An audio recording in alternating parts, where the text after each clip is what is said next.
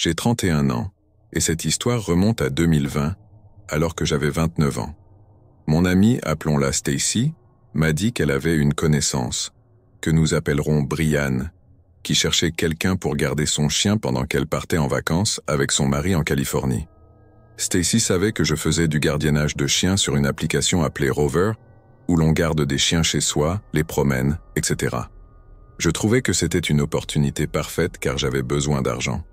200 $ pour 5 jours de garde, pourquoi pas? Brianne m'a fait visiter sa maison une semaine avant, et j'ai aussi pu rencontrer son grand husky nommé Ours. Je ne vais pas mentir, c'était un énorme husky. Un peu en surpoids aussi, mais toujours adorable. Brianne m'a dit que je pouvais me servir dans le frigo si j'avais faim. La porte d'entrée était équipée d'un code, donc c'était assez sécurisé. Une semaine après, je suis arrivé un vendredi soir, peu de temps après que Brianne et son mari soient partis pour la Californie. Les premiers jours se sont bien passés. J'étais au travail une bonne partie de l'après-midi, je revenais nourrir le chien pendant ma pause, puis revenais le soir pour lui faire un tour en voiture. Je regardais des films tard le soir, et Ours dormait près de moi quand j'allais me coucher. Puis, un lundi soir après le travail, j'ai entendu frapper à la porte. J'ai regardé par le judas et vu un homme qui semblait porter un uniforme de policier noir. Trouvant cela étrange, j'ai quand même ouvert pour voir de quoi il s'agissait. « Bonsoir, je cherche un certain Georges », a-t-il dit. « Georges ?» J'ai pensé. « Non, il n'y a pas de Georges ici. Je garde le chien d'une amie depuis vendredi. » En y repensant, c'était assez stupide de dire à un inconnu que j'étais seul dans la maison. « Ah d'accord. Vous êtes là jusqu'à quand ?» m'a-t-il demandé. « Jusqu'à mercredi, » ai-je répondu. « Ah super, d'accord. Désolé de vous déranger, » a-t-il dit en partant. J'étais un peu mal à l'aise et j'ai verrouillé la porte.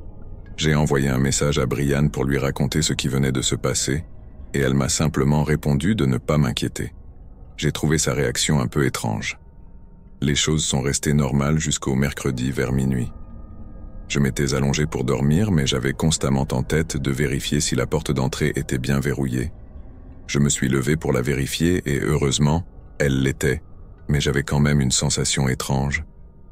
Je me suis endormi, puis j'ai été réveillé à 3h05 par le chien qui aboyait furieusement. Cela m'a vraiment effrayé, car j'ai pensé que quelqu'un avait pu entrer. Je me suis levé et suis allé au salon, où j'ai vu Ours grogner et aboyer en direction de la porte d'entrée. J'ai regardé par le judas, et j'ai vu le même homme qu'avant, cette fois accompagné d'un autre type, tous deux en uniforme de gardien de sécurité. Là, je commençais vraiment à avoir peur. Pourquoi cet homme revenait-il alors qu'il savait que j'étais seul? Je n'ai pas ouvert la porte. 2 hommes inconnus en tenue de sécurité à 3h du matin, ça ne m'inspirait pas confiance. Je m'assurais que toutes les portes étaient bien verrouillées. Lorsqu'ils s'éloignèrent, j'ai ouvert la porte et regardé dehors, mais je n'ai vu aucune voiture de sécurité. Je pense toujours que c'est Ours avec ses aboiements qui les a fait fuir. Je suis retourné me coucher et ai fini par m'endormir. Je n'ai pas pris la peine de prévenir Brianne, car elle était en Californie de toute façon. Je suis contente de dire que je n'ai passé qu'une nuit de plus après ça. Jusqu'à ce jour, je ne sais toujours pas qui étaient ces hommes, ni ce qu'ils voulaient, et je n'ai pas accepté de garder de chien depuis cet incident. L'année dernière, j'ai entrepris un long voyage de 10 jours en voiture. Ce n'était pas pour me rendre dans un endroit précis. J'ai fait une grande boucle, m'arrêtant dans 5 ou 6 villes différentes. En fait, je n'avais pas réservé d'hôtel à l'avance parce que je ne savais pas combien de temps j'allais passer dans chaque ville, ni où je voudrais m'arrêter en route. Je comptais donc sur la disponibilité des hôtels pour accepter des réservations sans préavis. Les 5 premières nuits, j'ai trouvé de bons hôtels en cours de route, mais la 6e nuit, j'ai eu des soucis. Je conduisais entre 2 villes et mes paupières commençaient à devenir lourdes. Il devait être environ 11h du soir. Je voulais continuer jusqu'à la prochaine grande ville et dormir dans un parking ou quelque chose de similaire. Mais je n'y arriverai jamais avec une telle fatigue. J'ai fait une pause et appelé quelques hôtels de grande chaîne qui se trouvaient sur mon chemin, mais aucun n'acceptait d'arriver sans réservation. Je commençais à paniquer, me disant que je devrais peut-être dormir sur le bord de la route, ce qui était évidemment dangereux, mais soudain, j'ai vu un panneau indiquant un hôtel à une quinzaine de kilomètres. J'ai conduit jusqu'à l'hôtel, qui avait plus l'air d'un motel d'un seul étage avec plusieurs chambres alignées. Le parking était en grande partie vide, avec seulement quelques voitures garées. Je suis sorti et me suis dirigé vers la réception, où j'ai demandé à la réceptionniste si elle avait une chambre disponible. Par chance, il restait une chambre, et elle m'a donné une clé. J'ai pris mon sac dans la voiture et l'ai amené dans la chambre. C'était très vieux jeu et démodé, mais pour le prix, ça restait acceptable. Mais à peine 1 minute après être entré, quelqu'un a frappé à la porte. Je me suis approché, et j'ai entrebâillé la porte pour voir qui c'était. Un homme se tenait là, marmonnant des choses pour lui-même, et dès qu'il m'a vu ouvrir, il a essayé de forcer la porte pour entrer, tout en continuant à marmonner. J'ai mis mon bras pour l'empêcher d'entrer complètement et je lui ai dit de partir. Après un instant, il s'est arrêté de parler, m'a regardé, puis a fini par se retourner et s'éloigner. Je l'ai observé jusqu'à ce qu'il soit vraiment parti, puis j'ai verrouillé la porte. C'était bizarre, mais je ne me suis pas senti vraiment menacé, pensant qu'il s'agissait juste d'un homme perdu ou sous l'emprise de drogue. Je suis retourné au lit et me suis endormi au bout de 15 minutes. Quelques heures plus tard, un nouveau coup à la porte m'a réveillé et j'étais tout de suite agacé, me disant que c'était forcément le même homme. Cette fois, j'ai appris de mon erreur et ai mis la chaîne de sécurité avant d'entrouvrir la porte. Heureusement que je l'ai fait, car à peine avais-je déverrouillé la porte que l'homme l'a frappé avec force, en hurlant des phrases incohérentes. Je me suis reculé et ai immédiatement appelé les urgences. Mais l'homme ne lâchait rien, continuant à se jeter contre la porte pour essayer de la casser. 1 minute après, il a glissé un couteau entre la porte et a tenté de couper la chaîne. Bien sûr, le couteau ne pouvait pas couper la chaîne, mais savoir qu'il était armé m'a glacé le sang. Il a continué à crier, frapper et essayer de forcer la porte pendant plusieurs minutes avant que le silence ne revienne enfin. La police est arrivée un peu plus tard, mais l'homme avait disparu. Je ne sais pas ce qui n'allait pas chez lui ni pourquoi il voulait tellement entrer dans ma chambre, mais il avait sans aucun doute de mauvaises intentions. Peut-être qu'il était simplement drogué, mais le fait de tenter d'entrer dans une chambre avec un couteau est terrifiant. Il suffit d'une seule erreur, comme ouvrir la porte ou oublier de la verrouiller, pour qu'une personne comme lui profite de la situation. Je ne pense pas qu'il en avait personnellement contre moi, mais il m'arrive encore parfois d'avoir cette étrange sensation d'être observé. Je suis réceptionniste dans un hôtel de ma ville, et la plupart de mes horaires de travail sont de nuit. Je suis en charge de l'accueil, de répondre aux appels et de surveiller les caméras de sécurité. C'est en général un travail assez tranquille, car notre hôtel n'est ni très grand ni très fréquenté. Cette nuit-là, l'hôtel était presque vide, avec seulement quelques clients. J'étais assis à l'accueil, sur mon téléphone, quand j'ai vu un homme approcher de l'entrée. Je me suis levé et l'ai salué quand il est entré. Il m'a regardé avec des yeux injectés de sang et m'a dit « J'ai besoin d'une chambre pour la nuit ». Il était manifestement sous l'influence de quelque chose, mais malgré cela, je l'ai enregistré et lui ai donné une clé. Il est courant d'accepter des réservations sans préavis lorsque l'hôtel est rempli à moins de 75%. L'homme s'est dirigé vers les ascenseurs et je me suis rassis, reprenant mon téléphone. Quelques heures plus tard, j'étais toujours à la réception lorsque j'ai entendu un bruit provenant du couloir, comme un coup sourd, comme si quelqu'un essayait de forcer une porte. Je me suis levé et suis allé voir, marchant jusqu'au bout du couloir. L'homme que j'avais enregistré plus tôt se tenait là, essayant d'ouvrir une des portes de maintenance. « Puis-je vous aider à trouver quelque chose ?» lui ai-je demandé. Il m'a regardé avec ses yeux étranges, puis m'a ignoré et a continué de forcer la porte. J'ai réitéré ma question, mais il m'a juste fixé. Ne sachant pas trop quoi penser, j'ai supposé qu'il était peut-être vraiment drogué et cherchait un distributeur automatique. Je ne voulais pas le contrarier, donc je suis retourné à mon bureau et ai essayé d'oublier l'incident. Un bon moment est passé sans aucune activité, aucun bruit venant des chambres, personne entrant ou sortant de l'hôtel.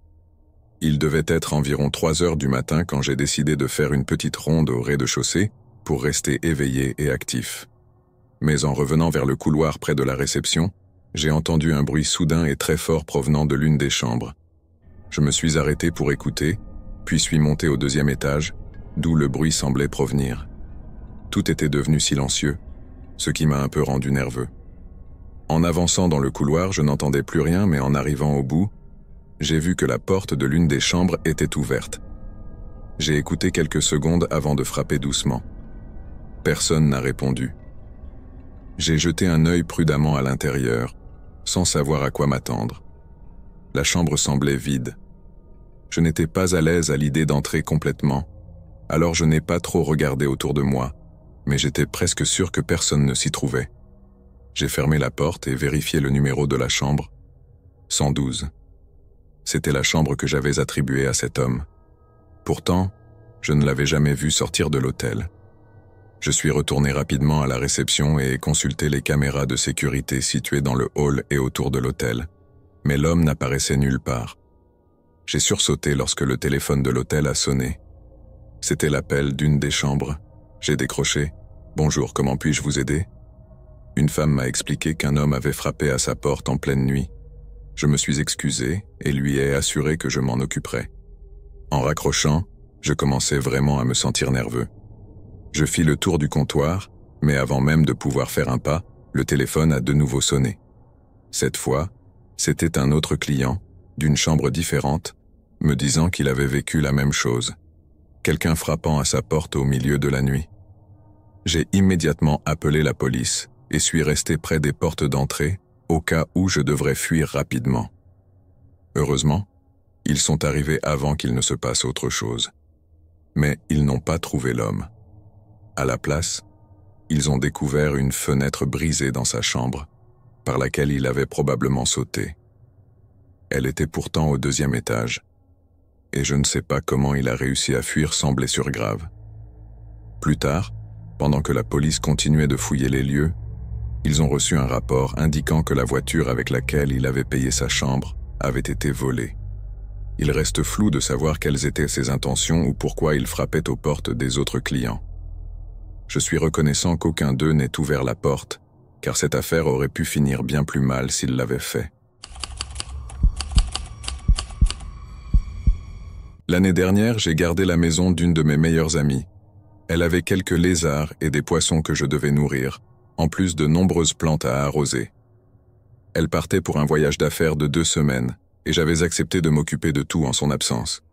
Sa maison était bien plus belle que mon appartement, donc j'étais content de rendre ce service. La première semaine s'est bien passée, et ça ressemblait presque à un séjour dans un Airbnb. Puis, une nuit, alors que j'étais assis à la table dans la cuisine, j'ai entendu un homme tousser juste à l'extérieur de la maison. Ce bruit m'a effrayé, car il venait de très près, juste derrière la porte arrière. Je me suis vite approché et ai allumé les lumières extérieures pour montrer que la maison n'était pas vide. J'ai attendu 1 minute avant de regarder par la fenêtre, et celui qui était là avait disparu. Mais pourquoi était-il là en premier lieu? Je suis resté très vigilant pendant un moment, mais rien d'autre ne s'est passé. Il devait être un peu plus de 7 heures, et je n'avais rien mangé, alors j'ai décidé de sortir pour acheter de quoi dîner. En sortant, j'ai remarqué des empreintes dans le jardin. L'herbe était aplatie en formant un chemin clair. J'ai suivi ce chemin, qui allait du trottoir jusqu'au fond de la maison, puis revenait vers le trottoir. Je suis monté dans ma voiture pour aller chercher à manger, mais j'y pensais sans cesse en conduisant. Je n'arrivais pas à trouver une raison logique pour que quelqu'un fasse cela. Ça me semblait totalement absurde. À mon retour, j'ai fait un rapide tour dans le jardin pour vérifier s'il y avait d'autres empreintes, mais je n'ai rien vu de plus. Je suis rentré et me suis installé pour regarder la télévision. Au bout d'1 heure, la fatigue commençait à se faire sentir, alors j'ai éteint la télé et suis allé me coucher, restant un moment sur mon téléphone avant de dormir.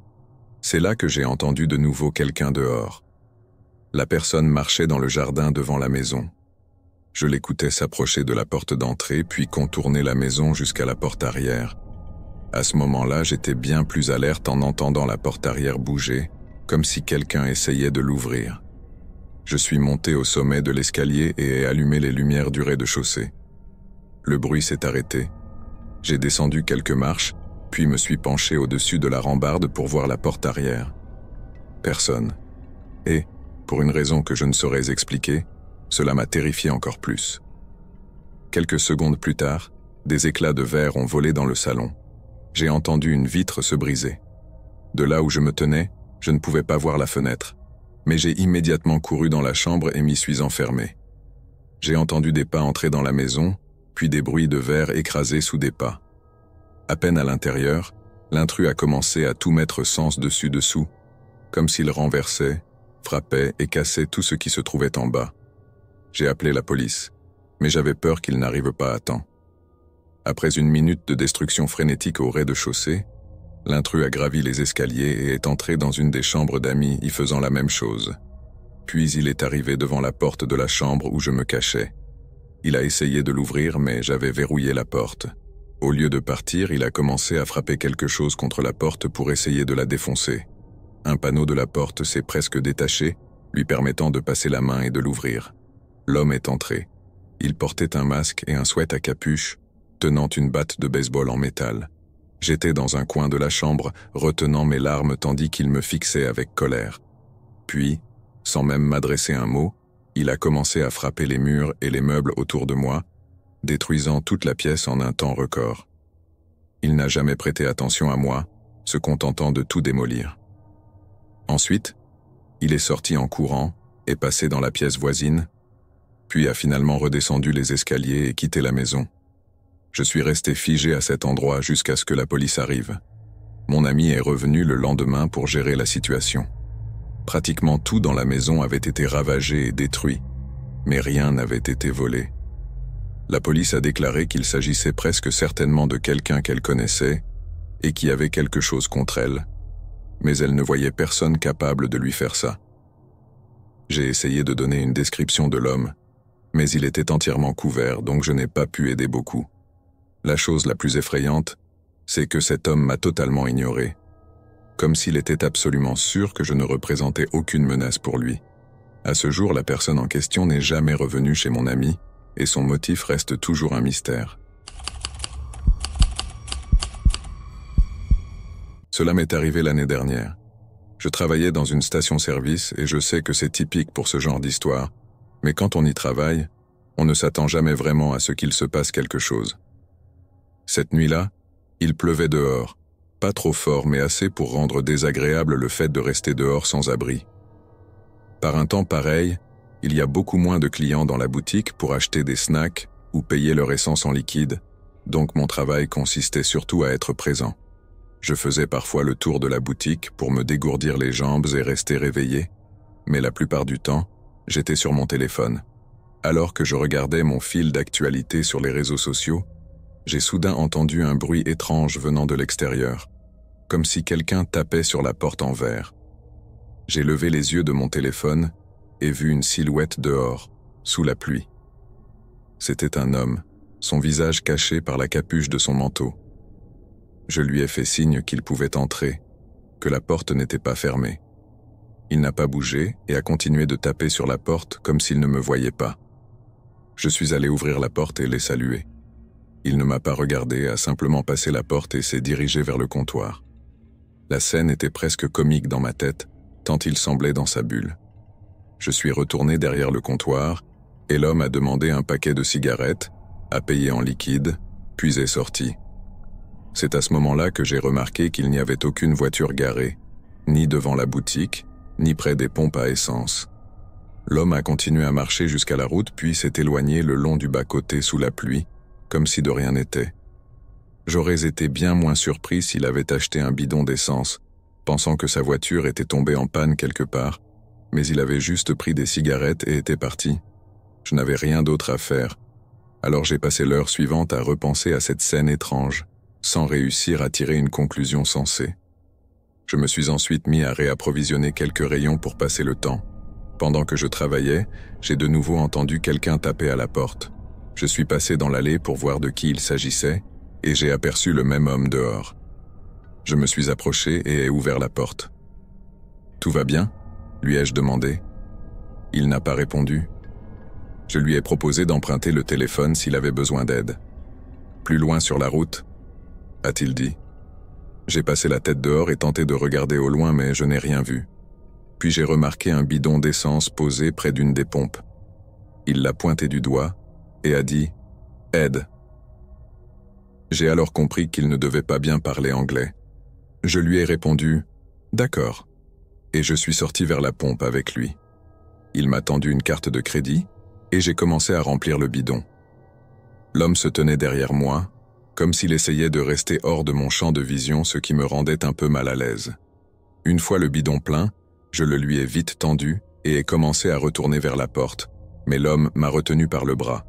Il a commencé à parler rapidement, mais je ne comprenais rien. Je me suis dégagé et ai repris mon chemin vers la porte. Puis il a crié quelque chose comme s'il parlait à quelqu'un d'autre. Juste au moment où j'atteignais la porte, j'ai aperçu un homme de l'autre côté du comptoir en train de fourrer tout un tas d'objets dans son sac à dos. Il m'a vu, a immédiatement sauté par-dessus le comptoir, et ensuite tout est devenu noir. Je me suis réveillé allongé sur le sol avec un mal de tête atroce. Il semblait que seulement quelques minutes s'étaient écoulées depuis l'incident, et j'ai compris presque aussitôt que l'homme m'avait frappé à la tête pour aider son complice à s'enfuir. J'ai appelé la police qui m'a ensuite conduit à l'hôpital. Heureusement, je n'avais pas de blessures graves, juste une commotion cérébrale et quelques points de suture nécessaires.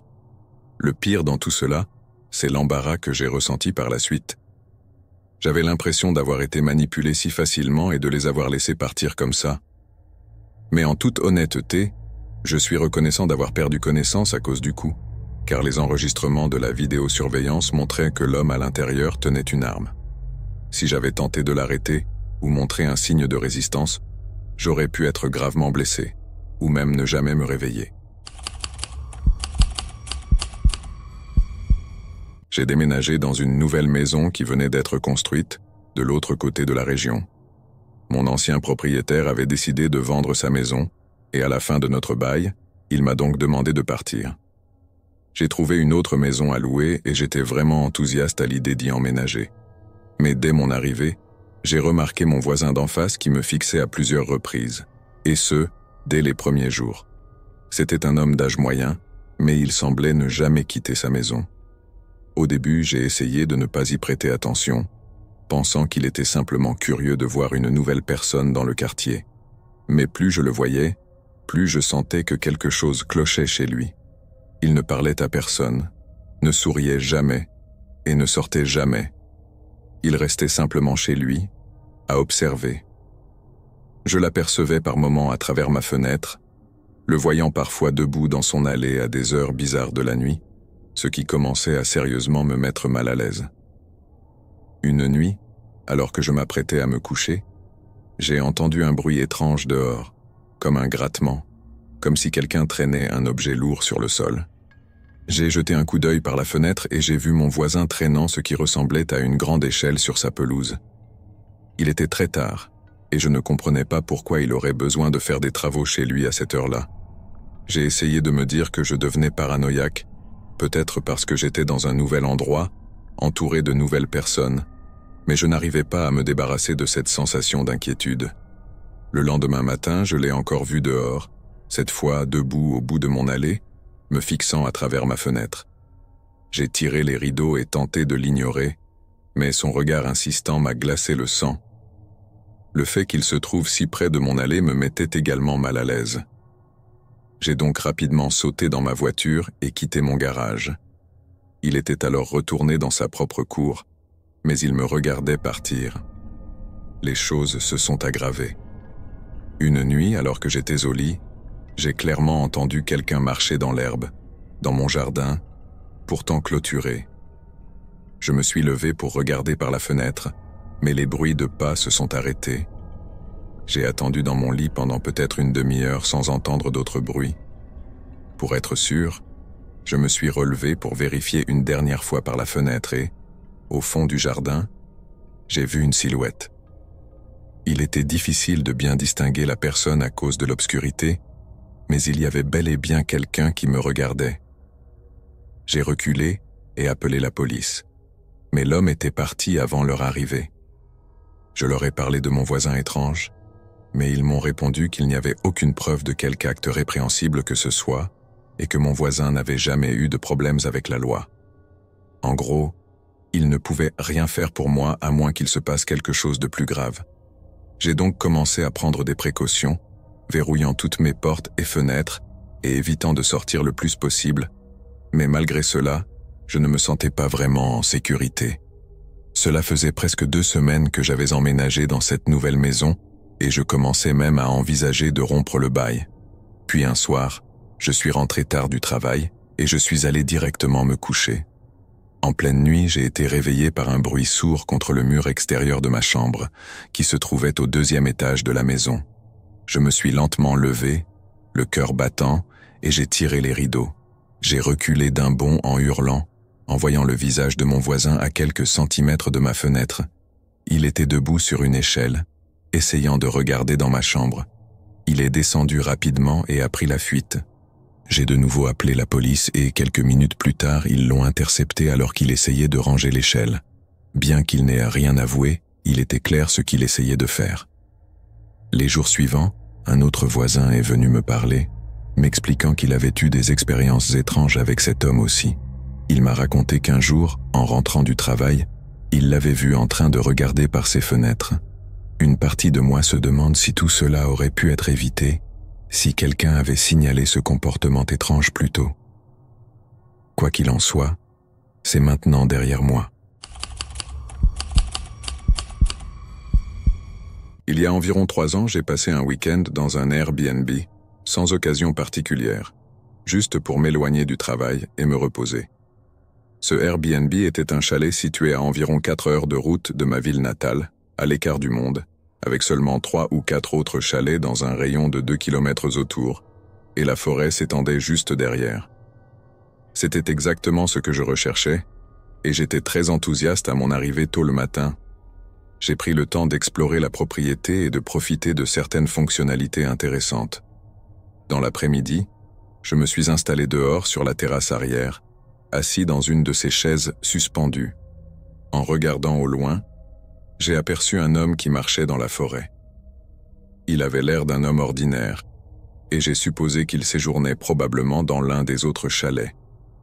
Il s'est enfoncé plus profondément dans la forêt jusqu'à ce que je ne le voie plus. J'ai continué à profiter de la nature, restant dehors presque 1 heure avant de rentrer pour préparer le dîner, puis me poser pour regarder un film à la fin de la soirée. Pendant ce film, la sonnette a retenti. Je ne savais même pas que le chalet avait une sonnette, mais j'ai quand même été ouvrir la porte d'entrée. Sur le porche, il y avait l'homme que j'avais vu plus tôt dans la forêt. « Puis-je vous aider ?» lui ai-je demandé. L'homme a souri largement et a expliqué qu'il était perdu depuis plusieurs heures et avait besoin d'aide pour retrouver son chalet.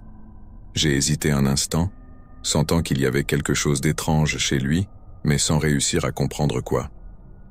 « Oui, laissez-moi prendre mon téléphone et vous pourrez chercher l'adresse. » Je suis rentré pour attraper mon téléphone, mais quand je suis revenu à la porte, il n'était plus là. Il n'y avait personne sur le porche ni dans la cour avant. Je suis resté un moment dans l'embrasure de la porte, puis je l'ai refermée et je suis retourné m'asseoir. Je savais que quelque chose clochait avec cet homme, mais rien ne semblait logique. J'ai été méfiant pendant un moment, mais j'ai fini par aller me coucher. Étonnamment, j'ai bien dormi, et le lendemain matin, je suis sorti sur la terrasse arrière pour boire mon café.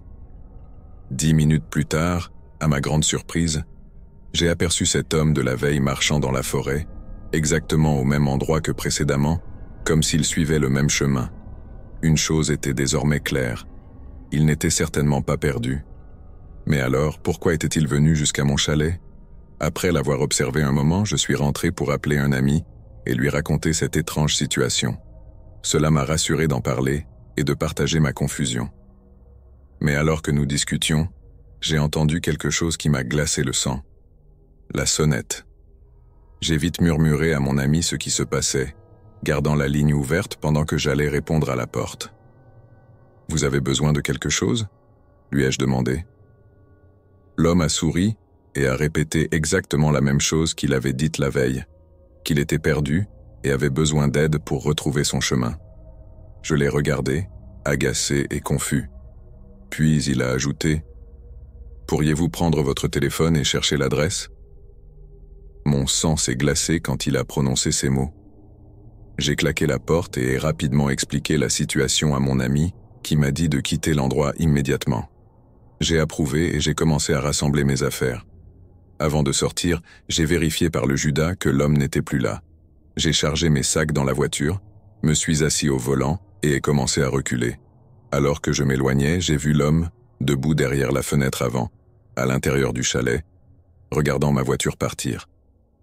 En rentrant chez moi, j'ai contacté le propriétaire du Airbnb pour lui parler de cet homme inquiétant qui s'était introduit dans sa location. Sa réponse fut brève, et il ne semblait pas particulièrement préoccupé. Il s'est simplement excusé pour le fait que mon séjour ne m'ait pas plu. Je ne sais pas ce qu'il cherchait à faire, mais tout cela m'a laissé perplexe. Même aujourd'hui, je ne sais toujours pas ce qu'il avait en tête. Le voir debout à la fenêtre, à l'intérieur du chalet, à peine 30 secondes après mon départ, reste la chose la plus effrayante que j'ai jamais vue. Mon colocataire était absent pour toute la semaine, donc j'avais l'appartement pour moi seul. C'était la semaine de relâche, alors je n'avais pas non plus de cours à l'université. Je n'avais rien de prévu et pas de responsabilités immédiates. Lundi, je me suis retrouvé pratiquement enfermé à cause d'une grosse tempête qui balayait la ville. C'était habituel à cette période de l'année, mais chaque tempête semblait toujours plus impressionnante que la précédente. Chaque fois, les arbres paraissaient sur le point de s'envoler, et la maison vibrait et craquait sans arrêt. Sachant que je ne pourrais pas dormir, j'ai décidé de rester réveillé. J'ai allumé la console et commencé à jouer à un jeu vidéo, y passant bien plus d'1 heure, jusqu'à environ 11 heures, lorsque la sonnette a retenti. J'ai mis le jeu en pause et me suis levé, mais j'ai alors réalisé qu'il y avait cette tempête en cours. Qui pourrait être dehors par un temps pareil? Je me suis approché de la porte d'entrée et j'ai regardé par le Judas. Personne. J'ai ouvert la porte, le vent et la pluie m'ont frappé instantanément, mais je n'ai vu personne en regardant autour. J'ai refermé la porte, pensant que c'était peut-être le vent qui avait fait sonner la sonnette d'une manière ou d'une autre. Maintenant, cela me semble idiot, mais sur le moment, qu'aurais-je pu penser d'autre? Je suis retourné à mon jeu, mais quelques minutes plus tard, un énorme fracas a retenti dans le jardin. Quelque chose tombait et se brisait. J'ai immédiatement compris que c'était le mobilier de jardin, alors j'ai couru jusqu'à la porte arrière. Tout était éparpillé dans le jardin, emporté par le vent. J'ai rapidement enfilé mes chaussures et je suis sorti. J'ai commencé à pousser chaque meuble contre le mur arrière de la maison. Le vent était si fort qu'il me blessait parfois lorsque les gouttes d'eau frappaient mon visage. J'allais aussi vite que possible, jusqu'à ce que je voie quelqu'un. Une personne se tenait au bord du jardin, me regardant. Je l'ai fixé un moment, mais j'ai attrapé le dernier meuble et je suis rentré pour m'abriter de la pluie. En me séchant, j'ai regardé par la porte arrière, mais la personne avait disparu. Entre cette apparition et la sonnette qui avait sonné, je commençais à être nerveux. Je me suis installé dans le salon cette fois simplement pour faire défiler mon téléphone, car j'en avais assez d'être interrompu. Au bout d'un moment, j'avais du mal à garder les yeux ouverts.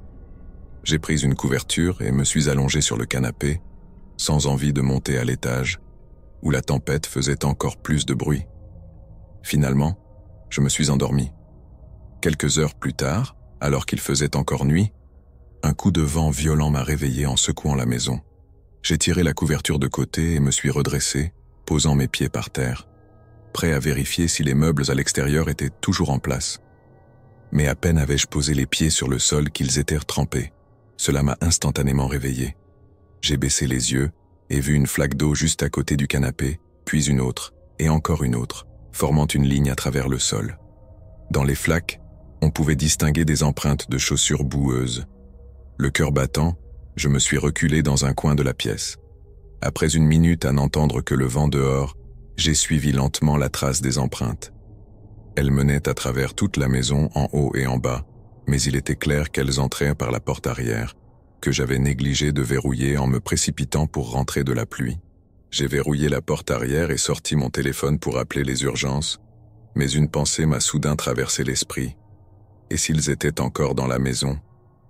Je suis resté silencieux et me suis caché dans le coin de la pièce où je me sentais le plus à l'abri, puis j'ai passé l'appel.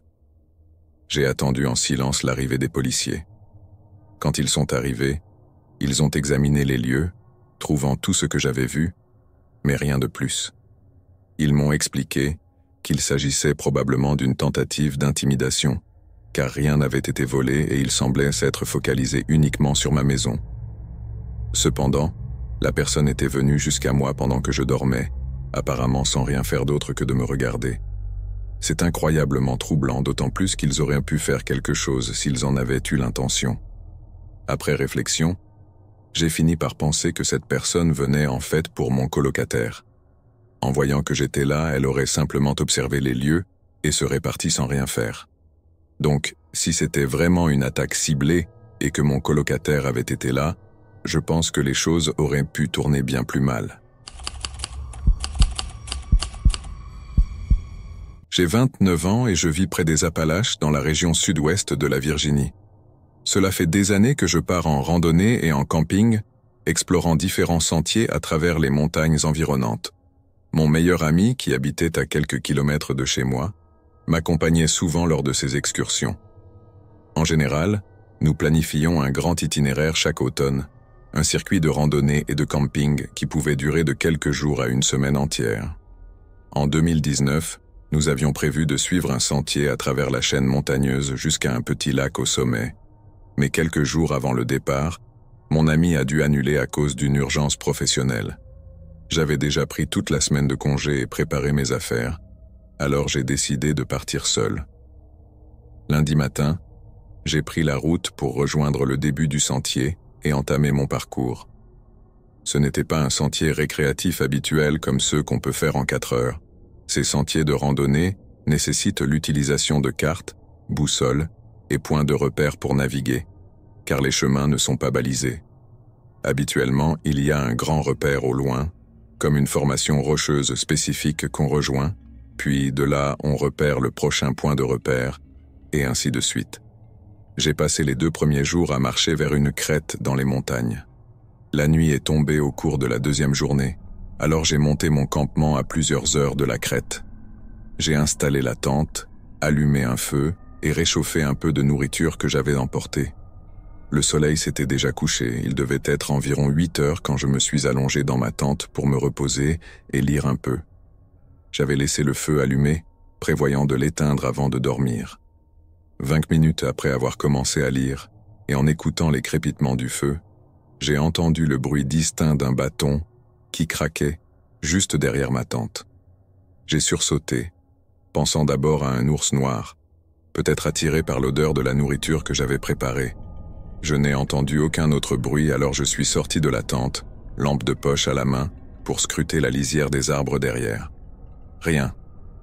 J'ai crié pour effrayer d'éventuels prédateurs, mais je n'ai entendu aucun bruit de fuite en réponse. C'était étrange, car le craquement du bâton était très distinct, comme si quelque chose avait marché dessus. Je suis resté dehors un moment, scrutant les environs avant d'éteindre le feu et de rentrer dans la tente. J'ai eu beaucoup de mal à m'endormir cette nuit-là, trop concentré à écouter d'autres bruits éventuels. Le lendemain matin, j'étais presque surpris d'avoir réussi à dormir. J'ai plié la tente et tout mon matériel de campement, puis j'ai continué ma route jusqu'à la crête, d'où je pouvais rejoindre le lac en ligne droite. J'avançais vite pour y arriver avant la tombée de la nuit, afin de ne pas avoir à déplacer mon campement le jour suivant. J'ai atteint le lac avec environ 1 heure avant le coucher du soleil. Le lac était magnifique, ça valait vraiment la peine d'y arriver. J'ai fait le tour, profitant du paysage, puis j'ai monté ma tente à la lisière de la forêt, juste à côté du lac. En m'asseyant près du feu, je continuais à me retourner, entendant des bruits doux quelque part entre les arbres derrière moi. Je me suis dit que je devenais paranoïaque, mais c'était vraiment troublant. On aurait dit des bruits de pas.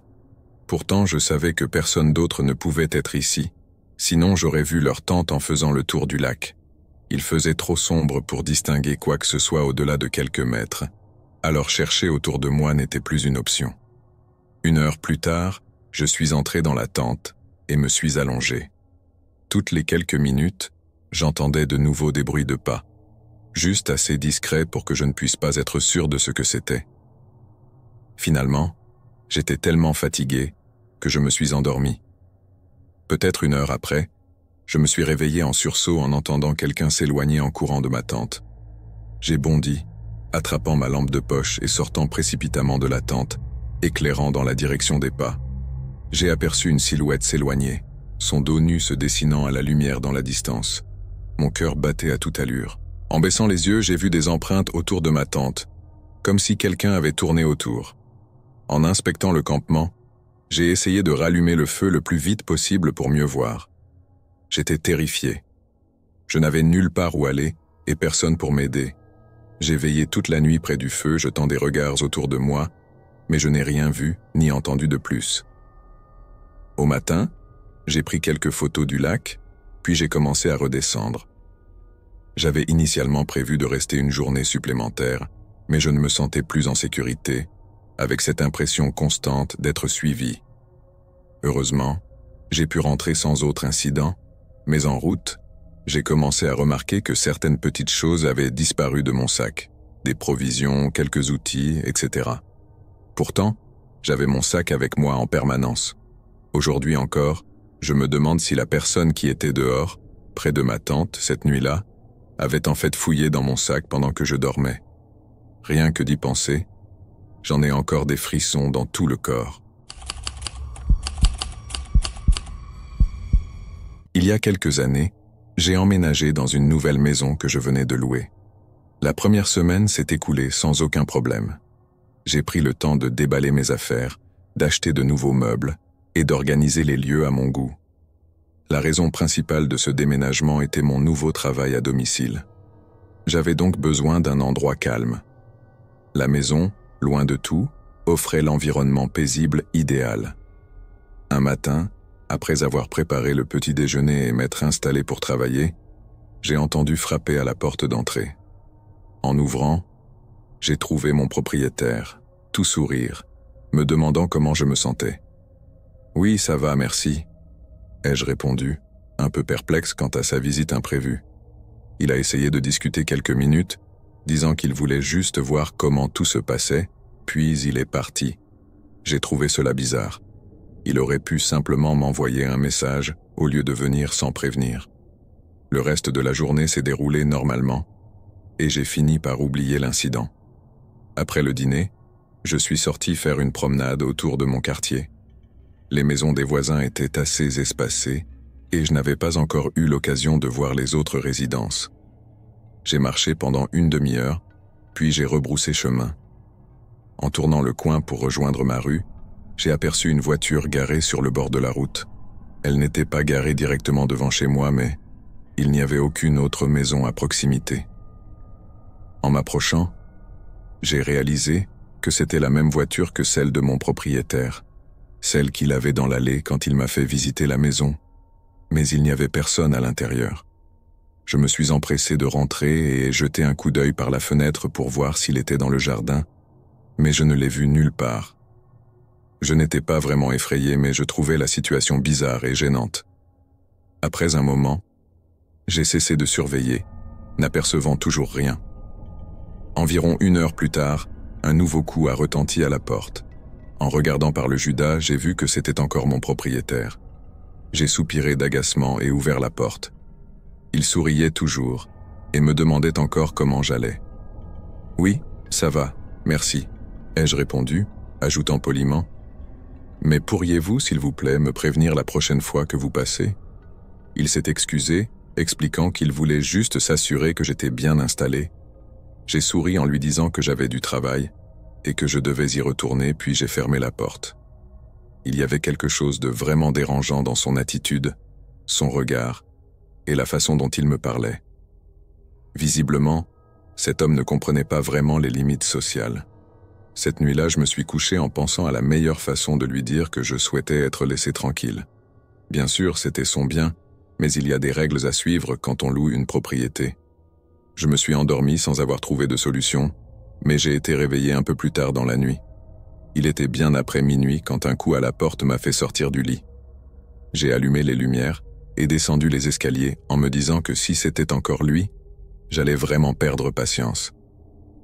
J'ai regardé par le Judas et, bien sûr, c'était encore lui.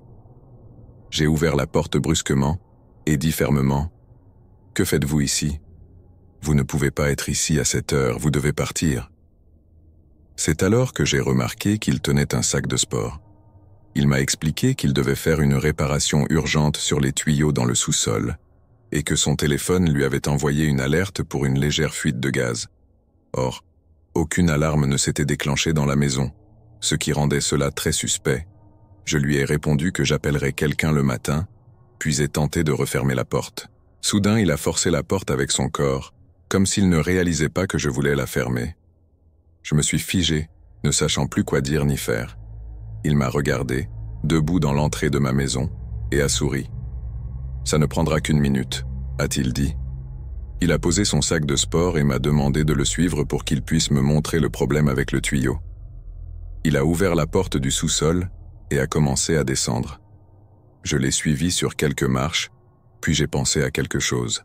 « Attendez, je vais chercher mon téléphone pour prendre des photos, je reviens. » Je suis remonté précipitamment, et heureusement, il est resté en bas. J'ai couru jusqu'à ma chambre pour attraper mon téléphone et mes clés, puis je me suis dirigé vers la porte d'entrée. Avant de sortir, j'ai rapidement jeté un coup d'œil dans le sac de sport pour vérifier, au cas où. À l'intérieur, il n'y avait pas d'outils, du moins pas des outils normaux.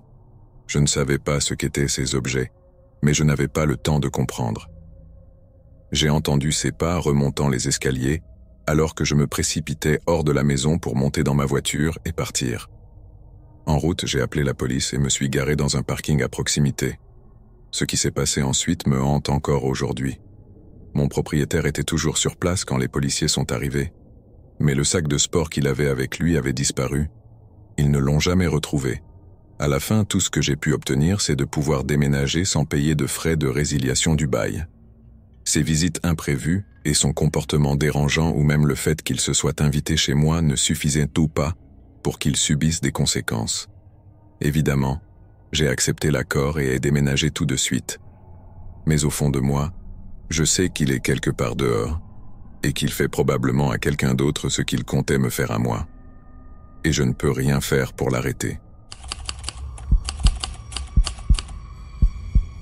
J'ai vécu avec mon grand frère pendant environ 4 ans après mes études. Nous partagions le loyer d'un appartement, car aucun de nous ne pouvait se le permettre seul. Mais durant la 4e année, mon frère a commencé à mieux gagner sa vie et a décidé de déménager dès la fin du bail. Je ne gagnais pas beaucoup, donc je savais que je ne pourrais pas assumer l'appartement seul. J'ai cherché un colocataire en ligne pendant quelques mois, mais j'ai finalement décidé de déménager moi aussi pour trouver un endroit moins cher. J'ai continué mes recherches jusqu'au dernier mois de notre bail, et mon frère avait déjà quasiment tout déménagé, ce qui me mettait beaucoup de pression pour trouver un logement rapidement. Avec mon budget limité, ce n'était pas simple. Finalement, je suis tombé sur une annonce postée par un propriétaire louant une chambre dans sa maison. Il s'appelait Evan. Je lui ai envoyé un message pour lui faire savoir que j'étais intéressé, puis j'ai continué mes recherches. Quelques minutes plus tard, il m'a répondu et nous avons fixé un rendez-vous téléphonique plus tard dans la journée. Lors de l'appel, il m'a expliqué tous les détails. Il vivait seul dans la maison et louait une chambre d'amis, mais je pouvais utiliser toutes les pièces de la maison. Cela me convenait parfaitement, alors j'ai accepté, et 2 semaines plus tard, j'ai entassé toutes mes affaires dans un camion de déménagement et pris la route. Entre-temps, nous avions échangé plusieurs messages et appels, et Evan m'avait envoyé plein de photos de la maison, mais je n'avais pas encore eu la chance de la voir en personne. Je suis arrivé vers midi et me suis garé dans l'allée. La maison était plutôt petite, mais elle paraissait agréable de l'extérieur. Evan se tenait dans le garage et m'a fait signe de venir.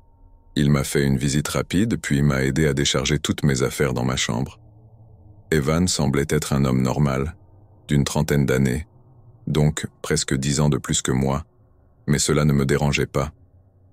Il n'était pas très bavard, assez timide même.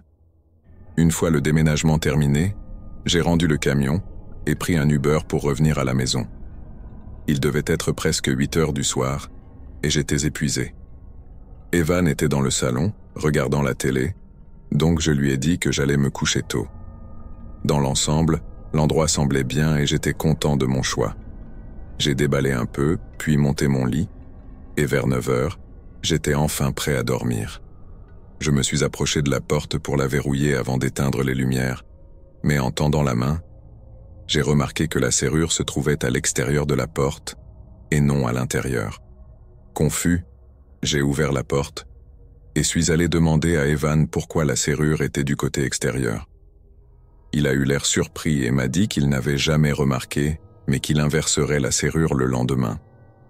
J'ai haussé les épaules et suis retourné dans ma chambre.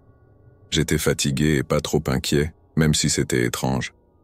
Je me suis endormi, mais au milieu de la nuit, je me suis réveillé en entendant quelqu'un bouger dans la cuisine. J'ai supposé que c'était Evan qui prenait un verre d'eau, donc j'ai refermé les yeux. 1 minute plus tard, j'ai entendu ses pas dans le couloir. Il s'est arrêté devant ma porte. J'ai ouvert les yeux et regardé la porte. Il est resté là, silencieux, pendant environ 15 secondes avant que j'entende un déclic. Il venait de verrouiller ma porte de l'extérieur. Mon estomac s'est noué et j'ai senti mon visage se glacer d'effroi pendant qu'Evan retournait dans sa chambre. Dès que j'ai entendu sa porte se fermer, je me suis levé en silence et suis allé essayer la poignée. Elle ne bougeait pas. Je suis resté figé, réalisant que cet homme, que je venais de rencontrer, m'avait enfermé dans ma chambre. Ma peur s'est transformée en colère et j'ai appelé Evan, lui demandant d'ouvrir la porte. Il a réagi immédiatement, courant jusqu'à ma porte, et j'ai entendu sa main se poser sur la poignée, mais il a hésité quelques secondes avant de déverrouiller. J'ai ouvert la porte d'un coup sec. « C'était quoi ça ?» l'ai-je confronté. Evan a bafouillé, disant qu'il voulait juste se sentir en sécurité, puisqu'il ne me connaissait pas. Je comprenais cette inquiétude, mais l'idée d'enfermer quelqu'un dans une chambre n'était vraiment pas la bonne manière de faire. Je lui ai dit que je comptais faire mes valises et partir dès le lendemain matin, et j'ai passé le reste de la nuit sur le canapé dans le salon, attendant l'ouverture du magasin de camions de déménagement à 9 heures. J'ai jeté un coup d'œil dans le couloir. La porte de la chambre d'Evan était encore fermée, signe qu'il dormait probablement. Je me suis rendu au magasin pour louer un camion et suis revenu. Quand je suis entré dans la maison, la porte de la chambre d'Evan était ouverte. « Evan ?» ai-je appelé. Je me suis avancé et ai jeté un coup d'œil dans la chambre. Elle était vide. Je n'arrivais pas à y croire, et cette situation devenait de plus en plus étrange. Je suis retourné à mes affaires et j'ai commencé à tout déménager sans perdre de temps. Après environ 2 heures, il ne me restait plus que 2 cartons. J'ai couru prendre l'un d'eux, puis me suis précipité vers la porte d'entrée, quand soudain, Evan est apparu dans l'encadrement de la porte. « Bouge », lui ai-je dit. Il m'a regardé sans émotion, puis s'est écarté après quelques secondes. Je suis passé rapidement avec le carton et l'ai mis dans le camion. Il ne restait plus qu'un carton à moitié rempli de nourriture que j'avais apporté de mon ancien appartement. J'ai décidé de le laisser sur place pour éviter tout contact supplémentaire avec Evan. Alors que je fermais la porte du camion, Evan est revenu tenant le dernier carton. « Tu as oublié ça ?» m'a-t-il dit. « Ah, merci », lui ai-je répondu en le prenant, avant de monter dans le camion. Je l'ai vu poser sa main sur la porte arrière du camion et commencer à la baisser, essayant de m'enfermer dedans. J'ai réussi à le repousser avant que la porte soit complètement baissée et l'ai vu tomber par terre. Il s'est relevé et a couru, non pas dans la maison, mais vers les arbres derrière. Je ne savais plus quoi penser, mais peu importait. J'ai rapidement fermé la porte du camion et suis parti. Mon frère a été assez gentil pour me laisser rester chez lui le temps de trouver un autre endroit. Je ne sais toujours pas ce qui se passait dans cette maison ni ce qui aurait pu arriver, mais quelque chose ne tournait définitivement pas rond. Pendant les 4 années où j'ai fréquenté l'université, j'ai beaucoup joué au poker. Avec le temps, je suis devenu l'un des meilleurs joueurs de mon école, puis de mon État. Lors de ma dernière année, je me considérais comme l'un des meilleurs joueurs du pays, et personne ne pouvait me convaincre du contraire. J'étais tellement certain d'être imbattable que, lorsque j'ai reçu mon prêt étudiant pour l'année, j'ai pris tout cet argent avec moi pour participer à une grande partie souvent fréquentée par les meilleurs joueurs de l'État. Et j'ai perdu presque tout. Bien que j'ai encore assez pour commencer l'année, il était évident que je n'allais pas pouvoir terminer mes études sans trouver un moyen de récupérer cet argent. Comme je ne comptais pas demander l'aide de mes parents, il ne me restait plus qu'une solution que j'avais évitée pendant 3 ans, trouver un emploi. Les premiers jours après la partie, Je n'avais aucune idée de où chercher. J'étais encore jeune et je n'avais que très peu d'expérience professionnelle. À ma grande surprise, j'ai trouvé la solution un matin à la bibliothèque. L'université venait d'afficher une offre pour un poste de gardien de sécurité, et malgré mes réticences initiales, j'ai vu cela comme un signe. Je me suis donc rendu au bureau de la sécurité pour voir comment postuler. Par chance, le responsable de la sécurité du campus était dans son bureau et m'a invité à discuter.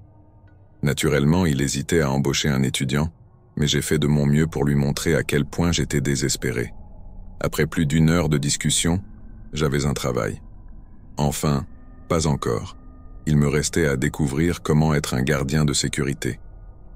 J'ai passé le reste de la journée, ainsi que la suivante, à faire des recherches. Avec le recul, je me rends compte à quel point cela était naïf, mais lors de ma première nuit de travail, j'avais l'impression d'avoir tout compris. Mon Dieu, j'étais si jeune. Mon premier service était un vendredi soir. On m'avait demandé d'arriver 1 heure plus tôt pour récupérer mon uniforme et remplir les papiers nécessaires. Une fois cela fait, j'ai été jeté dans le grand bain. Notre première intervention a eu lieu dans une résidence où une étudiante frappait son petit ami. J'avais d'abord supposé que c'était elle qui avait appelé, mais en arrivant sur place, nous avons pu constater que c'était lui qui avait besoin d'aide. Nous n'avons pas eu d'autre choix que de les séparer et de leur dire de s'éviter. 1 semaine plus tard, je les ai croisés sur le campus en train de s'embrasser.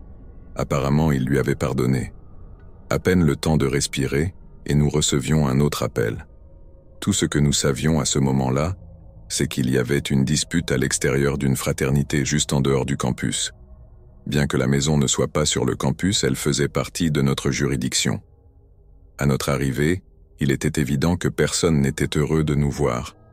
Mais après quelques recherches, nous avons trouvé la personne qui avait passé l'appel. C'est à ce moment-là que j'ai fait face à une petite fille inoffensive en apparence. Ce que je ne savais pas, c'est qu'en quelques minutes, elle allait me faire regretter de l'avoir rencontrée. D'après ce que nous avons compris, son petit ami l'avait surprise en train d'embrasser un membre de la fraternité et une bagarre avait éclaté. Heureusement, des passants ont séparé les 2 hommes, qui étaient d'énormes joueurs de rugby, et bien sûr, ivres. L'atmosphère était encore très tendue, et il était presque certain qu'une nouvelle bagarre allait éclater. Mon patron a pensé qu'il n'y aurait aucun problème pour moi de parler à la fille à l'écart pendant qu'il s'occupait des 2 hommes. Après quelques minutes à discuter avec les 2 gars, mon patron a décidé que, comme ils étaient ivres et s'étaient battus, ils devraient peut-être aller en prison. Bien sûr, il essayait juste de leur faire peur pour éviter un autre combat, mais cela n'a servi à rien, car dès que la fille a entendu cela, elle a crié « non » de toutes ses forces, m'a fracassé une bouteille de bière de 1,5 litre sur la tête et a sauté sur mon dos. Pourquoi m'a-t-elle attaqué? Je n'en ai aucune idée. Peut-être parce que j'étais le plus proche. Pendant que je titubais, à 2 doigts de perdre connaissance, vous savez à quel point ces bouteilles sont solides, non? Je tentais de la repousser sans la blesser, tout en essayant de l'enlever de mon dos. Le petit ami de la fille s'est libéré et m'a frappé. Évidemment, entre la bouteille et le coup de poing, je suis tombé. Naturellement, en tombant, la fille est tombée avec moi. Pour une raison quelconque, l'autre gars s'est aussi libéré et a attaqué le petit ami de la fille. Alors que je sombrais dans l'inconscience, le chaos s'intensifiait autour de moi. La prochaine chose dont je me souviens, c'est un ambulancier au-dessus de moi, me posant des questions tout en nettoyant le sang de ma tête. J'ai été chargé sur une civière, et alors que j'essayais de comprendre ce qui s'était passé, j'ai vu chacun des hommes assis à l'arrière des voitures de police et un officier en train de parler à mon patron qui avait une lèvre éclatée. À ce moment-là, je ne savais pas ce qu'il était advenu de la fille, mais j'étais sûr d'une chose. J'allais démissionner sur le champ. J'ai passé la nuit à l'hôpital et j'en suis sorti vers 9 heures le lendemain matin. Malgré un mal de tête terrible, je suis allé directement au bureau de la sécurité et j'ai dit à mon patron que je quittais mon poste. Il n'a même pas essayé de me convaincre de rester. Il devait savoir que je n'étais pas fait pour ce travail et je lui avais supplié de me donner une chance. J'ai appris que la fille avait été arrêtée avant que je ne reprenne connaissance. Il m'a aussi mentionné que la police voulait savoir si je souhaitais porter plainte contre elle, mais j'ai choisi de laisser tomber. Honnêtement, je voulais juste oublier cette histoire le plus vite possible. Ayant quitté ce travail, je me retrouvais à nouveau sans solution. J'ai donc emprunté le chemin que j'aurais dû prendre dès le départ. Frapper aux portes. Après une semaine à déposer des candidatures un peu partout, j'ai été embauché chez Dollar Tree. Tant que mes horaires ne gênaient pas mes cours, j'acceptais chaque service disponible, même en remplaçant des collègues en cas d'urgence. Grâce à cela, et à quelques parties de cartes occasionnelles, j'ai réussi à obtenir mon diplôme, mais de justesse. Si vous cherchez une morale à cette histoire, il n'y en a pas vraiment. Si vous voulez retenir quelque chose de mon expérience, je dirais « Ne vous mêlez pas des disputes de couple, et si vous envisagez de devenir gardien de sécurité, assurez-vous d'être capable de supporter ce que cela implique.